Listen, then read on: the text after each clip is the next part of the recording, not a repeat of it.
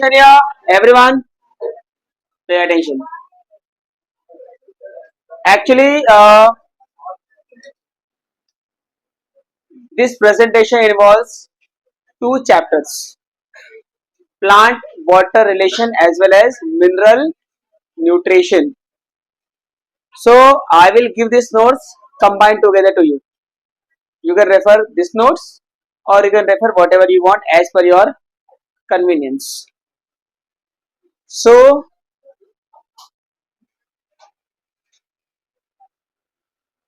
I think आप लोग ये सब जानते ही हैं, है ना। अलग अलग टाइप का सॉइल होता है हमारा, हाइग्रोस्कोपिक, कैपिलरी, ग्रेविटेशन, वाटर, ये सर ने ऑलरेडी आपको सिखाया हुआ है। Physical process of absorption, imbibition आपने पढ़ा होगा, राइट। इम्बिबिशन के बाद आप जो है आपने डिफ्यूजन पढ़ा होगा, तो इसके बाद आपने अलग अलग टाइप का डिफ्यूजन पढ़ा होगा, पढ़ा है ना। सिंपल डिफ्यूजन, फैसिलिटेटेड डिफ्यूजन, उसके बाद इसमें आपका osmosis, right, hypertonic, hypotonic, isotonic, ये सारे सोल्यूशन में कैसे कैसे सेल के साथ क्या चेंजेस होते हैं as per the concentration of solution, ठीक है।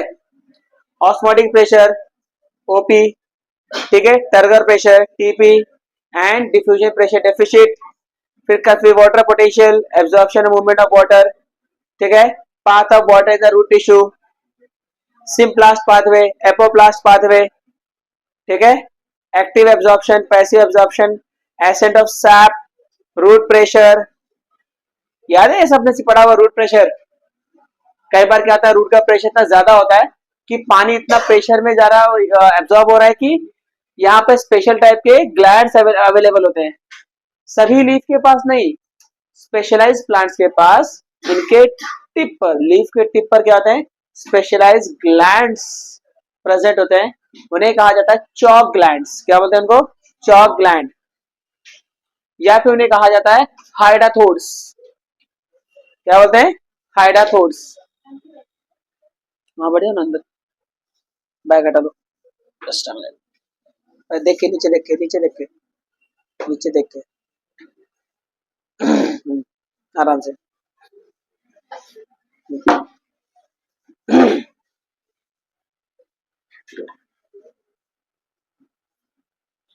ठीक है, थोड़ा सा अंदर हो जाए बस, ठीक है। तो क्या बोलेंगे, हाइड्रोथोड, जब भी क्या बोलेंगे, चॉक ग्लैंड। होता ये है कि जब ये पानी इतने प्रेशर से बाहर आता है तो थोड़े टाइम बाद जब सनलाइट या हवा लगती है तो इवापोरेट हो जाता है, लेकिन इवापोरेट होने के बाद यहाँ पे व्हाइट व्हाइट पार्ट्स पड़े रह जाते हैं, व्हाइट व्हाइट सिंबल, निशान, धब्बे रह जाते हैं, इसीलिए इसको चॉक ग्लैंड बोलते हैं। क्या बोलते हैं, चॉक ग्लैंड, अदरवाइज हाइड्रोथोड्स कहा जाता है। ये सब हमने पढ़ा है, दिख रहा है, सब लिखा है। Hydathodes is the gland for the guttation, guttation means what, liberation of excess water due to the root pressure, ठीक है। Water evaporates and the salt remains as a white crust, and also called as chalk glands. फिर cohesion tension theory आपने पढ़ा होगा, right. Adhesion, transpiration pull आपने पढ़ा है। Transpiration कैसे होता है, कैसे ट्रांसपिरेशन के लिए एक पूरा चैनल बनता है जो पानी को नीचे से ऊपर की तरफ क्या करता है, पुल करता है। ट्रांसपिरेशन भी अलग अलग टाइप का होता है, हमने पढ़ा है। Cuticular transpiration, lenticular transpiration and stomatal transpiration.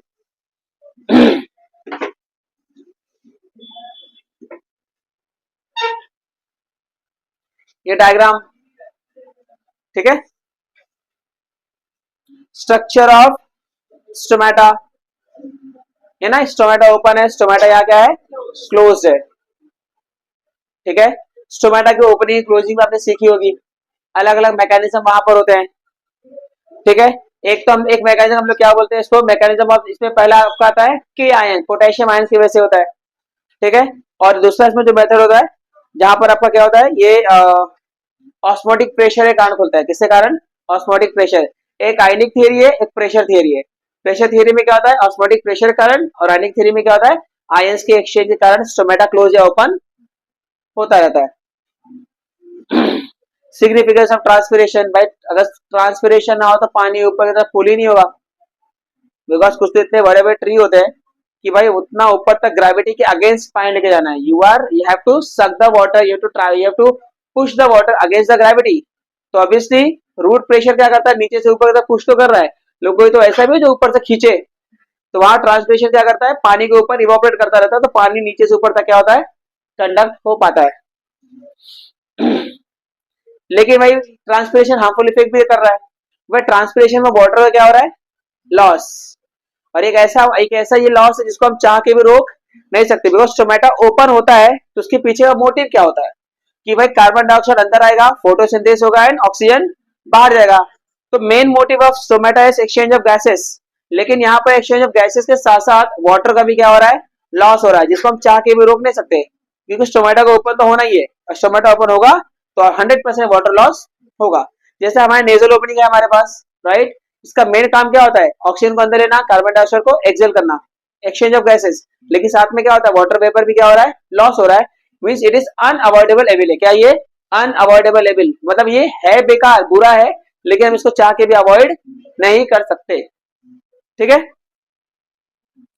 Role of water आप चाहेंगे तो यहां से पढ़ सकते हैं, पानी का रोल क्या है। ठीक है, फिर आइए आपका ट्रांसलोकेशन ऑफ फूड। फूड का ट्रांसलोकेशन कैसे होता है, ये भी इसमें दिया हुआ है कि फूड जहां पर बनता है उस पार्ट को हम लोग बोलते हैं सिंथेटिक एंड या सिंथेसाइज एंड, और जहां पर उसकी जरूरत पड़ती है उसको बोलते हैं सिंक। क्या बोलते हैं, सिंक। तो फूड जो है आपके रिसोर्स या फिर जहां बन रहा है वहां से कहाँ ट्रांसपोर्ट किया जाता है, सिंक की तरफ ट्रांसपोर्ट करते हैं। ट्रांसपोर्ट करने के लिए फ्लोएम टिश्यू होता है, कैसे आपका फूड ट्रांसफर होता है सब इसमें आपने सिखाया है, आपने सीखा हुआ है, और यहाँ पे सारे नोट्स इसमें दिया हुआ है। पाथवे ऑफ ट्रांसलोकेशन अलग अलग। ठीक है, ये सब आपके प्लांट वाटर रिलेशन का पार्ट है। अभी से जो शुरू हो रहा है, नेक्स्ट समय में शुरू करेंगे मिनरल न्यूट्रिशन। मिनरल्स एग्जैक्टली क्या होते हैं,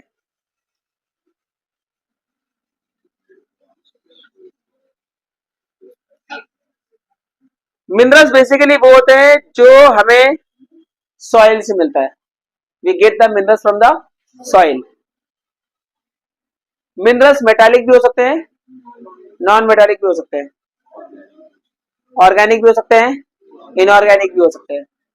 ठीक है, सो हमारे पास बहुत सारे टाइप के मिनरल्स हैं। For example they are called as inorganic nutrition, non mineral elements and mineral elements.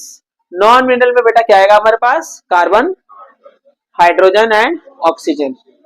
ये नॉन मिनरल है बिकॉज ये हमें कहां से मिलता है, हवा में से मिलता है। कार्बन डाइऑक्साइड हवा से, राइट, पानी का वेपर भी हवा में होता है जो कंडेंस होकर बारिश करवाता है, एंड ऑक्सीजन भी हवा से मिलता है। मिनरल एलिमेंट में कहां से आएगा बेटा, हमारे पास सॉइल से आएगा। इंपॉर्टेंट क्या है, 30 to 40 डिफरेंट एलिमेंट्स हमारे पास है अर्थ के अंदर। Some of them require for normal growth and development are called as essential. जिसकी रिक्वायरमेंट है उसे क्या बोलेंगे, एसेंशियल। और जो ऑलरेडी हमारे अंदर है उसकी रिक्वायरमेंट नहीं है उसे क्या बोलेंगे, नॉन एसेंशियल, या फिर बोलते हैं एक्सेसरी। इधर नॉन एसेंशियल और एक्सेसरी, क्योंकि इसकी रिक्वायरमेंट नहीं है। शायद ऐसे हम लोगों ने कुछ अमीनो एसिड के बारे में सीखा था, essential amino acid and non essential. Non essential का मतलब क्या है, वो हमारी बॉडी में सिंथेसाइज हो रहा है, उसकी रिक्वायरमेंट हमें नहीं है। एसेंशियल मतलब जिसकी रिक्वायरमेंट हमें है because it is not present in our body. ठीक है, तो हमने क्या किया, इसके अंदर दो कर दिया, एक हो गया आपका एसेंशियल, एक हो जाएगा आपका नॉन एसेंशियल में आएगा। अब देखो approximately 30 elements are present but only 16 essential and rest are 16 का लिस्ट आपको आना चाहिए। You have to, carbon, hydrogen, oxygen, nitrogen, phosphorus, potassium, calcium, sulphur, magnesium, iron, manganese, zinc, boron, copper, molybdenum and chlorine. Molybdenum, molybdenum MOLY B, molyb DENUM, molybdenum, ये भी है एक element है। ठीक है, NPK आर क्रिटिकल एलिमेंट्स। आपको पता chemical fertiliser में प्रोवाइड करते हैं, उसमें बेसिकली 3 इंपॉर्टेंट एलिमेंट होते हैं, नाइट्रोजन, फास्फोरस एंड पोटेशियम। ये क्रिटिकल हैं, ये तो चाहिए ही चाहिए, किसी भी कीमत पे चाहिए। ठीक है, ये ऐसे एलिमेंट है जिनको आप रिप्लेस नहीं कर सकते। चलो ठीक है, अगर ये नहीं है तो ये डाल दो, काम चल जाएगा, ये नहीं तो ये डाल दो, काम। जैसे हमारे कैसा घर में शक्कर नहीं, चलो गुड़ डाल दो, काम चल जाएगा। घर में आम रस नहीं है, अच्छा काम करो, आम पापड़ लाओ, पानी में डालो, उबालो, शक्कर डालो, अपना काम चल जाएगा। यहाँ पे ऐसा नहीं होगा।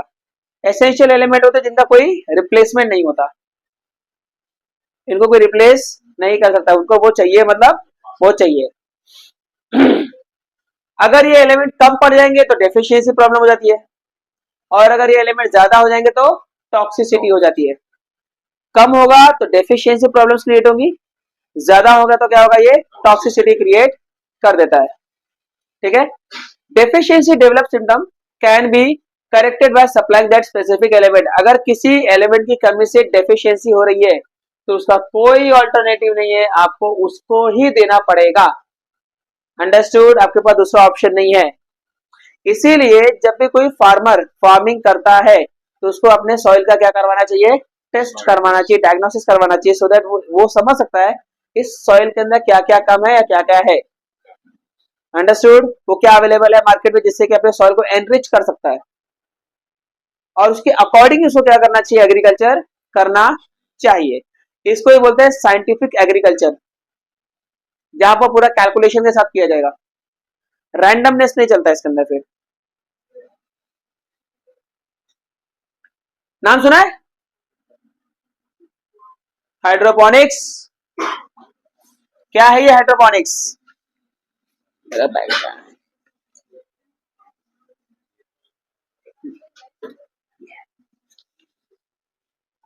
व्हाट इज हाइड्रोपोनिक्स बेटा? हाइड्रोपोनिक्स का मतलब होता है जहां पर हम पानी के अंदर बिना सॉइल के क्या कर सकते हैं, प्लांट ग्रो कर सकते हैं, उसे हम लोग क्या बोलेंगे, हाइड्रोपोनिक्स।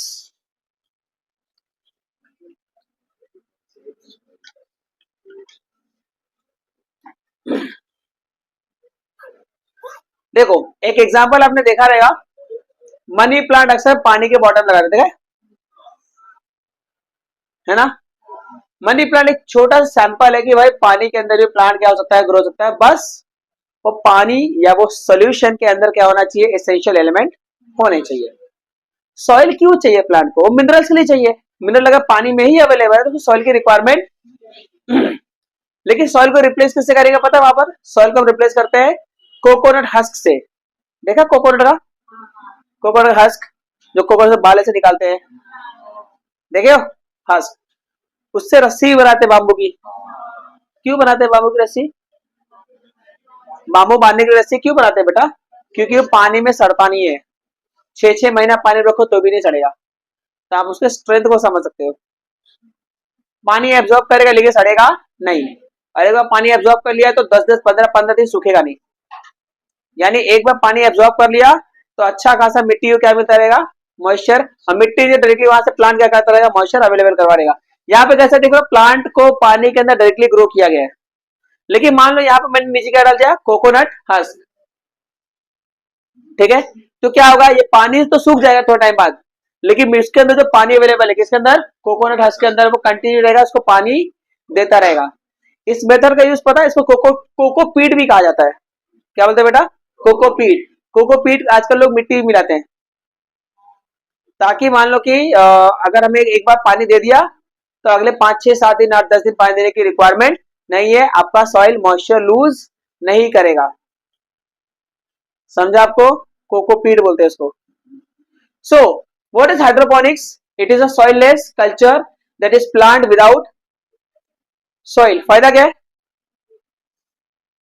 कि जिसके पास लैंड नहीं है वो भी क्या कर सकता है, खेती कर सकता है। और इसका सबसे अच्छा एग्जांपल है इजराइल। इजराइल, इजराइल के अंदर सबसे ज्यादा क्या की जाती है, हाइड्रोपोनिक्स से खेती। आप इसको अपने घर पे भी लगा सकते हो, आपके पास रूफ टॉप है वहां लगा सकते हो, बालकनी है वहां लगा सकते हो, जहां जगह मिले, जहां पे धूप आ रही है वहां पे इसको क्या कर सकते हो, ग्रो कर सकते हो। इसके लिए फर्टाइल लैंड की रिक्वायरमेंट नहीं है, एक छोटा सा ट्रेनिंग, एक सेटअप, और आपका काम हो गया। अगर आपके पैसे हैं आप बड़ा सेटअप कीजिए, आप उसमें से साल के करोड़ों रुपए कमा सकते हैं, और लोग ये कर रहे हैं। It is working in India, और वो फ्रेश, इसका basically use fresh vegetables and छोटे छोटे हर्ब्स एंड श्रब को ग्रो करने के लिए किया जाता है। इसमें ट्री ग्रो नहीं किया जाता बिकॉज ट्री को बेटा एंकर करने के लिए सॉइल चाहिए, यहाँ सॉइल नहीं है। तो वेजिटेबल्स एंड छोटे मोटे हर्ब्स को ग्रो करने के लिए इसका इस्तेमाल किया जा रहा है। और हमको चाहिए क्या, वेजिटेबल बेटा जितने भी वेजिटेबल ऑलमोस्ट सबके सब क्या होते हैं, श्रब्स ही होते हैं, छोटे छोटे होते हैं, आराम से ग्रो किया जा सकता है। ठीक है, ओके। यहां पर क्या करते हैं बेटा, roots are emerge in an aerated dilute and defined solution of nutrient. इसके अंदर जो पानी के अंदर जो न्यूट्रिएंट हम डालेंगे बहुत ही कैलकुलेटेड तरीके से डालते हैं। फॉर एग्जांपल अगर मुझे टोमेटो ग्रो करना है, या मुझे पटेटो ग्रो करना है, या चिली ग्रो करना है, या मुझे वहां पर जो बोल सकते हैं कुछ और वेजिटेबल ग्रो करना है, जैसे कि लेट्यूस हो गया, कॉलीफ्लावर हो गया, कैबेज हो गया, ऑनियन हो गया, तो उसमें किस मिनरल की रिक्वायरमेंट कितना होना चाहिए उसके हिसाब से हम क्या करेंगे, मिनरल को पानी में ऐड कर देते हैं। ठीक है, purified water and mineral salts are use, it is easy to change the concentration of a particular mineral. आपको लग रहा है ये मिनरल काम है तो डाल दो उसके अंदर, काम खत्म। अंडरस्टूड। ठीक है, फायदा क्या हो रहा है कि मिट्टी के बिना भी खेती हो रही है, जिसके पास एग्रीकल्चर लैंड नहीं है वो भी क्या कर सकता है, एग्रीकल्चर कर सकता है। तीसरा, यहाँ पानी बड़ा कम लगता है, क्योंकि जो पानी आप डाल रहे हो पानी रुका हुआ नहीं बेटा, द वाटर कंटिन्यू फ्लो। उसमें आपका एक छोटा सा पंप लगा जो पानी को क्या करता था, सर्कुलेट करता रहेगा, उससे हवा भी उसके अंदर ऑक्सीजन भी क्या होती है, ऐड होती चली जाती है। तो रूट को ऑक्सीजन चाहिए ना, तो रूट को भी ऑक्सीजन मिलता रहता है, पानी फ्रेश भी रहता है, उसमें एल्गे ग्रो नहीं होता, पानी उतना ही एब्जॉर्ब होता है जितनी उसकी रिक्वायरमेंट है। मान लीजिए आपने खेती में पानी डाल दिया तो मैक्सिमम पानी सॉइल खुद एब्जॉर्ब करके नीचे भेज देता है, थोड़ा बहुत 1 से 2% खाली किसको मिलता है, क्रॉप्स को मिल पाता है, बाकी सारा पानी क्या हो गया, वेस्ट। यहाँ पर जितना पानी है उतना ही यूज होगा, उससे ज्यादा यूज करने वाले नहीं है। चौथा फायदा क्या है कि सॉइल के कारण बहुत सारे fungal infection, bacterial infection and insectial infection किसको होते हैं, क्रॉप्स को हो जाते हैं। यहाँ सॉइल है ही नहीं तो सॉइल बॉर्न डिजीज होंगे भी नहीं। समझा आपको, आप एग्जांपल दे सकते हैं, टोमेटो आप देख रहे हैं पूरा पाइपलाइन गया, ये पूरा जो पाइप गया है पूरा हाइड्रोपोनिक्स के लिए है, पूरा हाइड्रोपोनिक्स के लिए। तो ये एक्चुअली होता है, बहुत अच्छे से होता है, बस आपको सीखना पड़ेगा, सेटअप करना पड़ेगा, एक इन्वेस्टमेंट लगता है इसके अंदर। एक बार इन्वेस्टमेंट हुआ, छोटा इन्वेस्टमेंट से छोटे से शुरुआत करो, बाद में उसको एक्सपांड करते जा सकते हो। हाइड्रोपोनिक्स का एडवांटेज क्या है, सबसे पहला it is use for the commercial production of vegetables. Land is not necessary, can be practiced even on the terrace or balcony. No need of making beds, de-weeding and watering. पानी डालना नहीं है, घास फूस उखाड़ना नहीं है, सब नहीं करना पड़ेगा। No wastage of water, no harm from the soil borne disease. Continuous cultivation of seasoning production भी इसमें क्या है, पॉसिबल है, क्योंकि आप यहाँ एनवायरमेंट कंट्रोल करते हो। ऐसा लग रहा है कि नहीं गर्मी का मौसम है लेकिन वो ठंडी क्रॉप ग्रो करना है, तो आपको आपके पास चेंबर होता है, चेंबर में ग्रो करो, एसी लगा दो, आपका ऑक्सीजन भी कल्टीवेशन हो जाएगा। समझा, सब एकदम कंट्रोल्ड कंडीशन में होता है। समझा, अब आ जाते हैं एसेंशियल एलिमेंट पे। एसेंशियल एलिमेंट जैसे मैंने 16 है आउट ऑफ 30, और वो 16 को हमने दो पार्ट में डिवाइड किया, मैक्रो एंड माइक्रो। मैक्रो वो है जिनकी रिक्वायरमेंट बहुत ज्यादा होती है, ये हमें ज्यादा चाहिए होते हैं, और माइक्रो वो होते हैं जो हमें ट्रेस अमाउंट में चाहिए लेकिन चाहिए, उनके बिना काम चलेगा नहीं। ये अगर कम हो जाएंगे तो प्रॉब्लम होगी, ज्यादा हो जाएंगे तो भी प्रॉब्लम होगी, बिकॉज इसका रेंज बहुत ही स्पेसिफिक होता है। ठीक है, require in large amount for the normal growth, most of the major element become the permanent constitute of protoplasm, carbon, hydrogen, nitrogen, oxygen, phosphorus, potassium, calcium, sulphur, magnesium and iron. Micro nutrient में क्या आते हैं, ज्यादा micro nutrient किसमें चाहिए हमको, very small amount और trace amount में चाहिए। Most of the minor elements are act as a activator और कोफैक्टर्स। आपने सुना ना कोएंजाइम ए, तो यहाँ जो माइक्रो न्यूट्रिएंट है वो कोफैक्टर काम करेगा प्लांट के अंदर, प्लांट उनको एब्जॉर्ब करेगा, उनके सेल के अंदर कोफैक्टर का काम करते हैं। इसका काम कोफैक्टर्स। कोफैक्टर्स आपको मैंने बायोमोलिक्यूल्स से पढ़ाया है, किसने पढ़ाया मैंने, बायोमोलिक्यूल्स, प्रोटीन वाले पार्ट में मैंने पढ़ाया है आपको। प्लीज गो एंड रेफर करो, उसको याद करो, ठीक है, आपको समझ में आएगा। एक एक करके पहले पढ़ते हैं किसका क्या फंक्शन है, उसके बाद इसमें एक और पार्ट है जो बिगिनिंग का पार्ट है, उसको मैं सिखाता हूं। नाइट्रोजन, देखो कोई भी मिनरल की कमी हो गई ना, दो चीज तो होता ही है, क्लोरोफिल की वजह, क्लोरोफिल डैमेज होगा, और दूसरा प्लांट का ग्रोथ क्या हो जाएगा, स्टंटेड, लीफ वगैरह ऐसा मुड़ जाती है, ये कॉमन चीजें हैं, ठीक है। नाइट्रोजन कहां से मिलता है बेटा हमें, सॉइल से, कौन से फॉर्म में मिलेगा, nitrate, nitrites and ammonium salt के फॉर्म में मिलता है, ठीक है।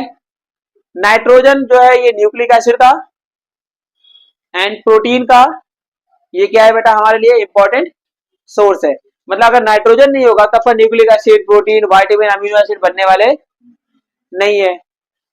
पोरफायरिन्स नाम सुना, पोरफायरिन्स, पोरफायरिन आपके क्लोरोफिल का पार्ट है, दिया है, हाँ याद है, एक पोरफायरिन रिंग होता है, जिसके बाद एक बड़ा सा हाइड्रोकार्बन चेन होता है, पोरफायरिन रिंग हाइड्रोकार्बन चेन मिलके क्या बनाता है आपका क्लोरोफिल, और पोरफायरिन में क्या होता है, नाइट्रोजन होता है, क्या होता है, नाइट्रोजन, अगर वहां वो नहीं होगा तो क्लोरोफिल भी नहीं बनेगा।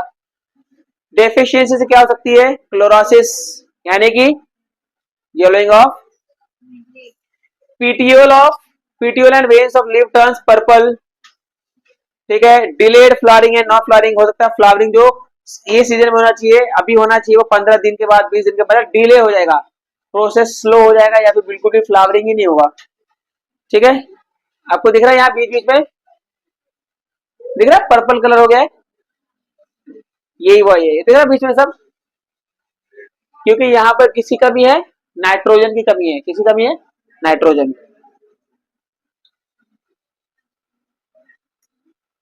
नेक्स्ट है सल्फर। सल्फर देखो कहाँ कहाँ पे इंपॉर्टेंट है, आपको पता हमारा जो अमीनो एसिड है उसमें भी क्या चाहिए होता है, सल्फर। आपका डीएनए भी याद है, डाइसल्फाइड बॉन्ड, वहां भी सल्फर चाहिए अपने को, ठीक है। प्रोटीन स्ट्रक्चर में भी क्या चाहिए, डाइसल्फाइड बॉन्ड चाहिए। Vitamin like biotin, thiamine and coenzyme है, उसमें भी क्या चाहिए बेटा, सल्फर चाहिए, ठीक है। अगर सल्फर नहीं हुआ तो क्या हो सकता है, येलोइंग ऑफ लीव्स, क्या होगा वहां पर, एंथोसाइनिन, पर्पल कलर का पिगमेंट बनेगा, यंगर लीफ पहले अफेक्ट होंगे, ठीक है। लीफ जो अंदर की तरफ क्या होगा, रोल होगा, मुड़ेगा अंदर की तरफ, ठीक है। और इससे क्या होगा, causes scleromatous tissue in the stem and become hard, इसमें जो आपका स्क्लेरेन कायमा है वो तो हार्ड होता है बेटा, लेकिन साथ में जो पैरेन कायमा है वो भी इतना हार्ड हो जाएगा, पानी का कंडक्शन क्या हो सकता है, स्लो डाउन हो सकता है, ठीक है।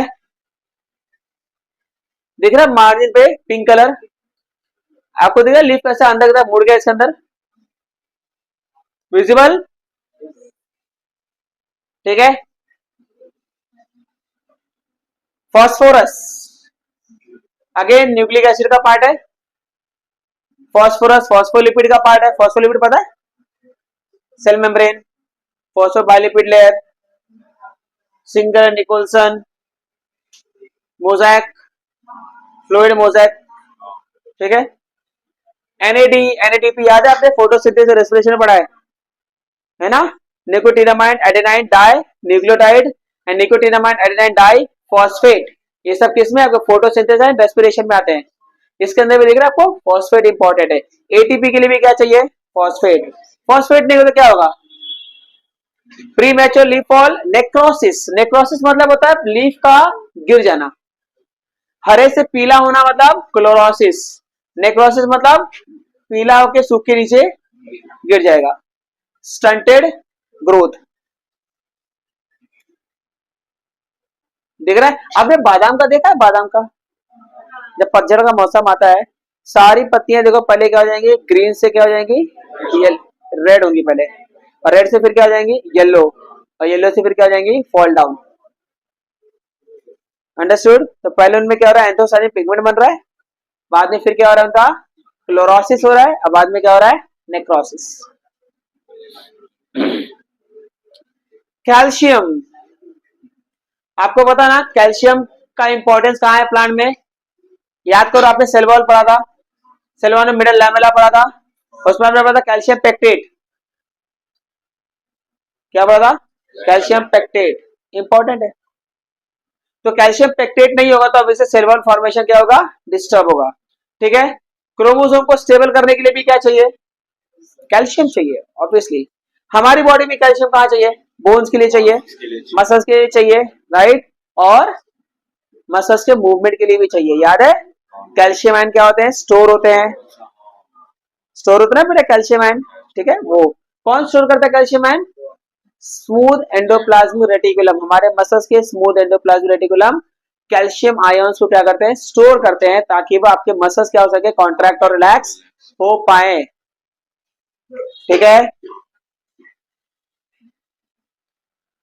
कैल्शियम कम होगा, यंग लीफ में इंपैक्ट होगा, क्लोरोसिस होगा and cell wall become brittle. Magnesium, magnesium chlorophyll का इंपॉर्टेंट मॉलिक्यूल है। आपको मैंने क्या बताया? पोरफायरिन रिंग याद है? 4 पोरफायरिन, वहां से मार कर दो ना प्लीज, ठीक है। यहां पर हमारे पास कितने रिंग होते टोटल? 4 पोरफायरिन रिंग होता है। बीच में क्या होता है पता है? मैग्नीशियम, ये सब क्या आपके पास में? और यहाँ क्या रहेगा पता है? कार्बन का पूरा, हाइड्रोकार्बन का बड़ा था चेन, ये आपका क्या है? पूरा क्लोरो, नाइट्रोजन भी है, मैग्नीशियम भी है, कार्बन भी है। समझे आपको? Magnesium, it is an activator in a carbohydrate metabolism and the nucleic acid synthesis, important binding agent in, याद है आरआरएनए प्रोटीन सिंथेसिस करता है, ये आपका एमआरएनए था, है ना। इसके ऊपर क्या आता है? आपका टीआरएनए आता है, क्या लेकर आता है? Amino acid. फिर यहां इसके ऊपर कौन आता है बेटा? आरआरएनए। तो आरआरएनए यहाँ पर जो मूवमेंट करता है वो किसकी वजह से हो पाता है? मैग्नीशियम की वजह से। तो मैग्नीशियम यहाँ पर क्या कर रहा है? ऐसा को फैक्टर का काम करता है। किसका काम करता है? को फैक्टर, ठीक है।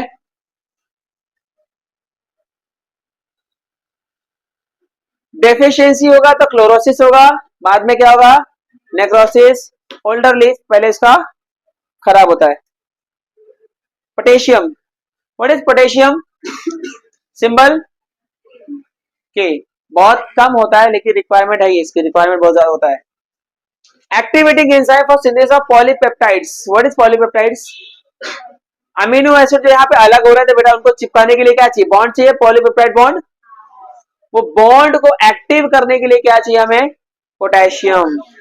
पोटेशियम जो है फोटोसिंथेसिस एंड रेस्पिरेशन में भी इंपॉर्टेंट रोल प्ले कर रहा है, वहां पर उसके अंदर वो को एंजाइम का काम कर रहा है। किसका काम कर रहा है? को एंजाइम। आपने जब फोटोसिंथेसिस पढ़ा था या रेस्पिरेशन जब हमने पढ़ा था, glucose, glucose 6 phosphate, fructose 6 phosphate, फिर फ्रक्टोज 1 6 डाई फॉस्फेट, उसके बाद डीएचएपी पढ़ा था, उसके बाद में आपका पीजीएल, फिर पीजीए, फिर 1 3 डाई पीजीए, फिर 3 पीजीए, पढ़ा था पूरा। उसके बीच में देखो आपने पढ़ा हुआ पोटेशियम आता है बीच बीच में, और नहीं पढ़ा तो आज पढ़ लो। पोटेशियम वहां पर क्या कर रहा है? को फैक्टर का काम कर रहा है, को एंजाइम का काम करता है। अगर कम पड़ गया तो प्रोटीन सिंथेसिस नहीं होगा, ऑब्वियसली फोटोसिंथेसिस पर भी असर पड़ेगा, तो क्या होगा? क्लोरोसिस हो जाएगा, shortening of internodes and stunted growth.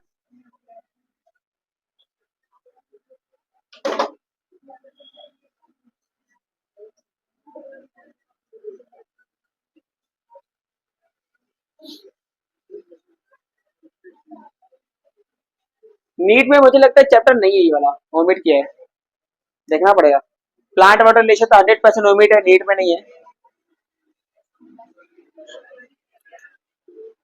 Iron, essential of chlorophyll, important constituent of ferredoxin, याद है? फोटोसिंथेसिस में क्या होता है?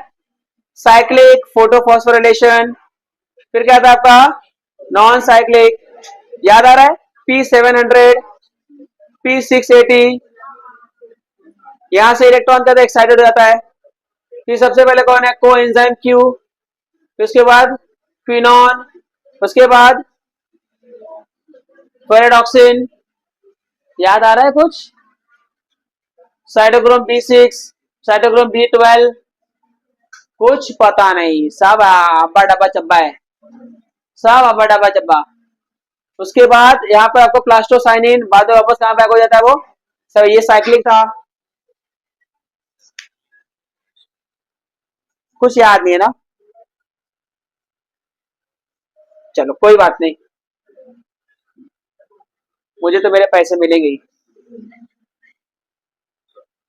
तो तुम्हारा फॉल्ट है।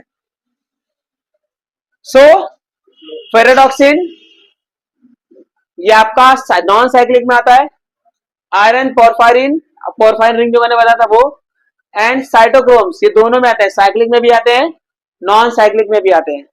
In the formation of chloroplast, chlorophyll और क्लोरोप्लास्ट में भी आएगा बेटा, अगर नहीं होगा तो क्या होगा, क्लोरोसिस। बोरॉन, बोरॉन क्या क्या हेल्प करता है बेटा, ये शुगर को ट्रांसपोर्ट करने में हेल्प करता है, अगर बोरॉन की कमी हो गई तो सीधा इसका शूट एंड रूट टिप की डेथ हो जाएगी, जब रूट का टीपी या शूट का टीपी खत्म हो गया बेटा तो ना ऊपर जाएगा ना नीचे, उसकी हाइट क्या रह जाएगी, स्टंटेड रह जाएगी, फ्लावर्स भी फॉर्म नहीं होंगे। Copper catalyse the oxidation reduction reaction, deficiency की वजह से डायबैक ऑफ सिट्रस, सिट्रस में कई बार आपने देखा रहेगा अंदर जो है ना, अंदर कड़क हो जाता है कई बार, बाहर से लगता है बहुत जूसी है लेकिन आप काटो अंदर जूस नहीं निकलता, ऐसा लगता है कि सूख गया अंदर से, बाहर से इतना फ्रेश लग रहा है, एक्चुअली उसको इन्फेक्शन हुआ है, इन्फेक्शन मतलब एक्चुअली कॉपर की कमी की वजह से वो बाहर से फ्रेश तो दिख रहा है लेकिन अंदर से पूरा ड्राई है, उसको बोलते हैं dieback. Reclamation disease in the cereals and the legumes, zinc an activator of enzymes involve in synthesis of growth hormone IAA indole 3 acetic acid, नाम सुना है, इसको ऑक्सिन भी कहा जाता है। डेफिशिएंसी की वजह से क्लोरोसिस हो सकता है, and mottle disease in the apple leaf and citrus.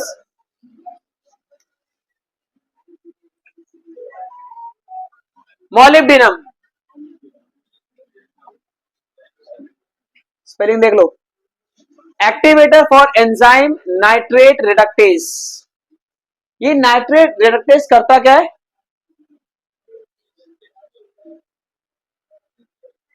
आपको पता ना अमोनिया मोस्ट टॉक्सिक होता है, जब अमोनिया प्लांट एब्जॉर्ब करता है तो प्लांट अमोनिया कन्वर्ट किसमें करता है, नाइट्राइट में, और नाइट्राइट को कन्वर्ट किसमें करता है, नाइट्रेट, नाइट्रेट, नाइट्रेट सबसे बेस्ट माना जाता है, तो अगर नाइट्राइट मिला है तो उसको नाइट्रेट में कन्वर्ट करना पड़ेगा, तो उसके लिए कौन सा एंजाइम चाहिए, नाइट्रेट रिडक्टेज, और उसको एक्टिवेट करने वाला कौन है, मॉलिब्डेनम, ठीक है।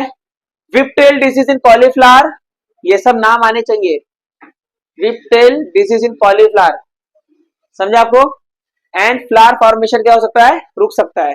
क्लोरीन इलेक्ट्रॉन को ट्रांसफर करने के लिए, याद है फोटो सिस्टम 2 वहां चाहिए होता है, अगर नहीं हुआ तो पूरे के पूरे प्लांट के ऊपर क्या हो सकता है, इंपैक्ट हो सकता है, क्या वो भाई केमिस्ट्री तुम उससे अच्छा जानते हो,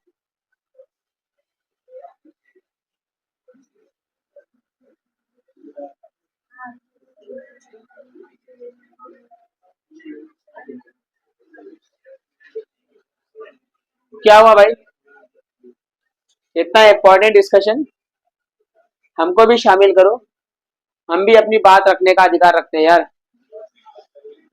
प्लीज ऐसा कुछ डिस्कशन है ना, प्लीज इन्वॉल्व मी, हो सकता है मेरा कुछ सजेशन आपके काम आ जाए, थोड़ा बहुत तो मेरे माँ बाप ने, मेरे गुरुओं ने भी मुझे सिखाया है, हो सकता है कुछ काम ही आ जाए आपके। देखो मिनरल टॉक्सिसिटी, ध्यान देना, माइक्रो न्यूट्रिएंट की रिक्वायरमेंट हमेशा किसमें होती है, ट्रेस अमाउंट में, ठीक है, deficiency causes symptoms and efficiency causes toxicity, toxicity causes reduction in dry weight by 10%, अगर कोई चीज ज्यादा हो जाएगा तो इसका ड्राई वेट क्या होगा बेटा, 10% कम हो जाएगा, व्हाट इज ड्राई वेट, आपको पता है हम लोग निकालते हैं क्या बोलते हैं उसको हम लोग, बायोमास, बायोमास में क्या होता है बेटा, पूरा हम लोग किसी भी मटेरियल को पूरा ड्राई कर देते हैं, वाटर को निकाल देते हैं, उसके बाद जो बचा हुआ वैल्यू क्या है उसको हम लोग क्या बोलते हैं, बायोमास, उसकी वैल्यू होती है, समझा आपको, गीला रहेगा तो क्या पानी एब्जॉर्ब कर लिया, पानी रिड्यूस कर दिया, उसकी कोई वैल्यू नहीं है, एक्चुअली वैल्यू किसकी होती है, बायोमास की होती है, ठीक है। excess of mineral inhibits the uptake of other element. Her element के लिए जगह बनी हुई है, तुमको कहां जाना है, पता लगा उसकी जगह कोई दूसरा एलिमेंट आ गया तो वहां पर जो रिक्वायर्ड एलिमेंट है वहां वो कम पड़ जाएगा। तो यहाँ दो प्रॉब्लम हो रही है, एक तो कुछ ज्यादा हो गया तो उसकी टॉक्सिसिटी, उसकी वजह से दूसरा कम हो गया तो उसकी डेफिशिएंसी भी हो जा रही है। देखो example, manganese compete with the, अगर मैंगनीज ज्यादा हो गया तो किसकी कमी हो जाएगी, फिर कैल्शियम एंड मैग्नीशियम की कमी। Manganese toxicity causes deficiency of iron magnesium and, ये आना चाहिए, मैंगनीज किसका कंपीट कर रहा है, आयरन कैल्शियम एंड मैग्नीशियम के साथ कंपीट करता है। ठीक है, ये तो हम जानते हैं बेटा ऑलरेडी। मिनरल्स सॉइल से अवेलेबल होते हैं, मिनरल्स है तो कौन से फॉर्म में होंगे, नेगेटिव फॉर्म में होंगे, या फिर बेटा कौन से फॉर्म में होंगे, वो पॉजिटिव फॉर्म में होंगे। ठीक है, ये मिनरल का मूवमेंट किसके थ्रू होता है, ये आपका प्लांट का सेल है, सेल का ये न्यूक्लियस है, ये सेल वॉल है, सेल वॉल तो बेटा आराम से परमिशन देता है, लेकिन यहां पर ये प्लाज्मा मेम्ब्रेन क्या है, it's a selectively permeable membrane, ये यूं ही परमिशन नहीं देगा, इसके लिए क्या चाहिए, फैसिलिटेटेड डिफ्यूजन करना पड़ेगा। क्या करना पड़ेगा, फैसिलिटेटेड डिफ्यूजन। ठीक है, आपके पास स्पेशल चैनल्स होते हैं, क्या होते हैं, स्पेशल चैनल, जिसके थ्रू क्या होता है, आपका मटेरियल अंदर एंट्री करता है। ठीक है, एक बार सेल के अंदर चला गया, उसके बाद एक से दूसरा सेल, दूसरा तीसरा सेल, होते होते कहां पहुंचेगा, जाइलम एंड फ्लोएम के पास। उसके बाद उसको क्या करना है, प्लांट के अलग अलग पार्ट में ट्रांसपोर्ट कर दिया जाता है।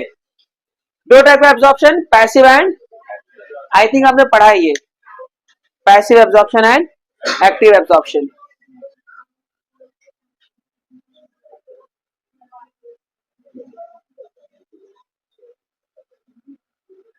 पैसिव एब्जॉर्प्शन, देखो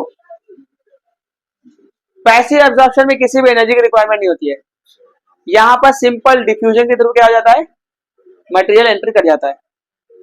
ठीक है, इसको हम लोग बोलते हैं movement of ions toward the concentration gradient, toward, आपको याद है मैंने 11th में सिखाया था आपको, ये प्लाज्मा मेम्ब्रेन के ऊपर डिटेल में मैंने सिखाया था उसको आपको 11th के अंदर। ठीक है, इसमें किसी भी एनर्जी की रिक्वायरमेंट नहीं होती है।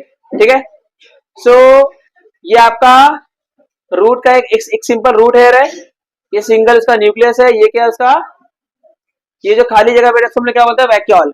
यहाँ आजू बाजू ये क्या है, सॉइल के पार्टिकल है, इसके अंदर पानी भरा हुआ है, पानी के अंदर क्या है, मिनरल्स, मिनरल्स यहाँ ज्यादा है, इसमें कम है, ऑटोमेटिकली क्या होगा, इसके अंदर एंट्री कर जाएगा from the region of higher concentration to the region of low concentration, अपने आप जाएगा।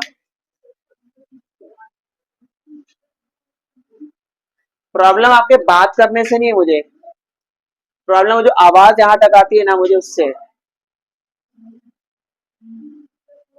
आप अगर जो है साइलेंटली गला फाड़ फाड़ के चिल्ला सकते हो, I don't have any issue, the problem is that your voice disturb mind. अरे मुझे बिल्कुल पसंद नहीं है, मुझे नहीं पता कि घर पे क्या सीखते हो, शायद जब आपके मम्मी पापा बोलते हैं तो शायद उसमें बीच बीच में ऐसा बोलते ही नहीं रहोगे, और अगर वहां भी ऐसे बोलते हो तो फिर आप बहुत बेकार बच्चे हो उनके।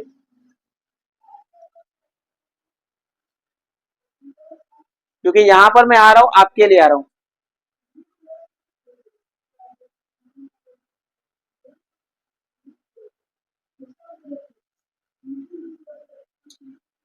ओके, यहां पर सिंपली क्या हो जाता है, अपने आप हो जाता है। एक होता है आपका एक्टिव एब्जॉर्प्शन। एक्टिव एब्जॉर्प्शन कब होता है, जब रूट के पास